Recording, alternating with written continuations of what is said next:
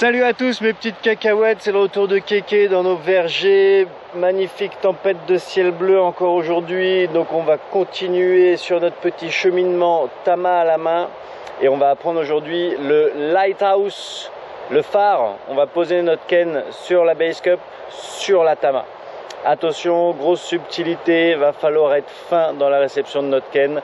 Je vous explique ça tout de suite en POV et à la troisième personne comme d'habitude. C'est parti mon kiki. Alright, mes petites cacahuètes. Aujourd'hui, on va donc pratiquer et essayer de réaliser ce qu'on appelle un lighthouse. Wouh!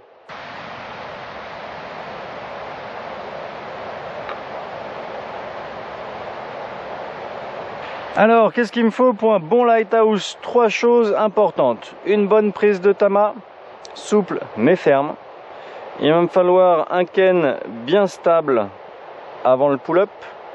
Il va me falloir un pull-up le plus droit possible. Et le vrai gros secret va être de catcher le Ken et de se glisser dessous pile au moment où celui-ci est en face de changer de direction. C'est-à-dire qu'on veut essayer de se glisser dessous avant qu'il commence à retomber et lui laisser le moins de place possible pour commencer à descendre. Moins il a le temps de descendre, moins il va heurter la Tama de manière violente et légèrement de biais, et donc moins il aura d'élan et de poids pour partir en cacahuète, mes petites cacahuètes. Ouh, la coïncidence. Alors mes petites cacahuètes, on m'a prêté un super micro pro aujourd'hui. Je vais tenter de vous parler pendant cette petite troisième personne. Je disais donc un Ken le plus stable possible, la ficelle si possible vers nous, le trou de notre Tama bien vers le ciel. Je pars de ma position à flex comme toujours et je vais chercher ce Ken avant qu'il recommence à redescendre. J'essaie de lui trouver la bonne hauteur qui soit dans ma zone de confort, n'est-ce pas, sur beaucoup plus agréable comme ça.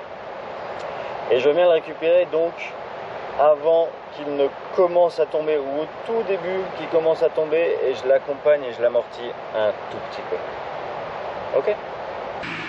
Petit conseil pour vous, je pose mon Ken sur ma Tama. Et déjà ici, j'essaie de m'habituer un petit peu à voir quel comportement je dois adopter pour pouvoir plier du genou sereinement, pouvoir pourquoi pas aussi bouger un petit peu ma Tama dessous pour récupérer un peu ce trou dessous ou pas, et surtout où est la rectitude et l'équilibre de ce Ken. Plus je m'amuse ici, pourquoi pas même à me déplacer, à m'accroupir, à me relever, à faire des petits tours sur moi-même tout en le gardant dessus, plus je vais être habitué à attraper cet équilibre parfaitement tout de suite lorsque je vais tenter mon petit pull-up pour mon lighthouse. Pour les plus dingos d'entre vous, je peux m'amuser pourquoi pas à essayer de le faire sauter et de le récupérer, hop là, un tout petit peu. On va ici, encore une fois, essayer de garder, hop là, notre face genou, de l'accompagner vers le haut et surtout de l'accompagner vers le bas. Voilà, une fois qu'on sera habitué à ça, on peut repartir avec un magnifique pull-up le plus straight possible. Je l'attrape quand il commence à redescendre et je corrige. S'il commence à aller par là, je slide ma Tama un petit peu vers moi pour le freiner. S'il repart dans l'autre sens, je slide ma Tama par là-bas pour l'arrêter. Et j'essaie de faire en sorte qu'il reste là-dessus. Des petites choses à éviter. De le lever trop bas. Même si on arrive à le récupérer correctement dessus, quand on est complètement plié, notre sens de la gravité et de l'équilibre de notre Ken est super dur à récupérer. Trop haut, il vient avec trop de puissance retomber sur ma Tama. Le moindre déséquilibre ou petit angle de mon Ken va être très dur à corriger. Et surtout, si mon Ken est en train de bleuter, au moment où je tire, je ne sais pas ce qui va arriver derrière. Donc je le stabilise correctement. Je tiens un tout petit peu sur cet anneau comme pour un airplane. Je le laisse reprendre sa position. Petit mouvement vers le bas avant un bon pull-up pourquoi pas, c'est pas obligatoire, ça peut le stabiliser un petit peu plus. Et on fait un effort pour venir, hop, l'amortir et garder cet équilibre. On part donc bevel vers le ciel, spike vers le ciel aussi, mais on le laisse tranquille, bien stable. Il a un tout petit peu d'angle naturellement, c'est normal. Je fais un beau pull-up, je passe dessous et j'utilise un petit peu mes genoux pour l'amortir et le récupérer avant qu'il commence à descendre réellement.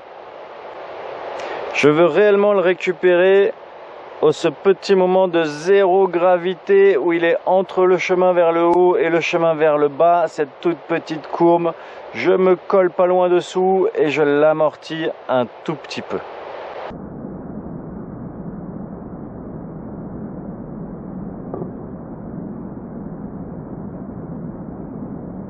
Et en bonus trick, mes petites cacahuètes, une fois qu'on a réalisé un magnifique pull-up lighthouse, je peux tenter le petit back to airplane.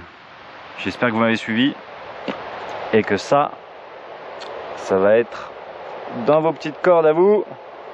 On aligne ses coupes, on le lance un petit peu vers soi et on focus sur la pointe.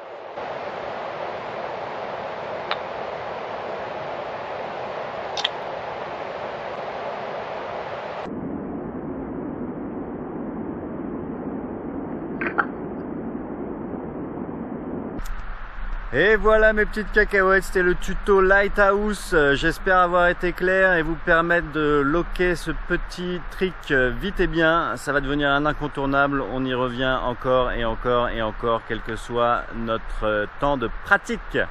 Faites-vous plaisir, frustrez-vous un petit peu quand même, il va pas être évident celui-là. Moi je vous retrouve très vite pour un prochain tuto en espérant avoir la même tempête de ciel bleu qu'aujourd'hui. C'est comme ça que je les aime, mes après-midi tutos.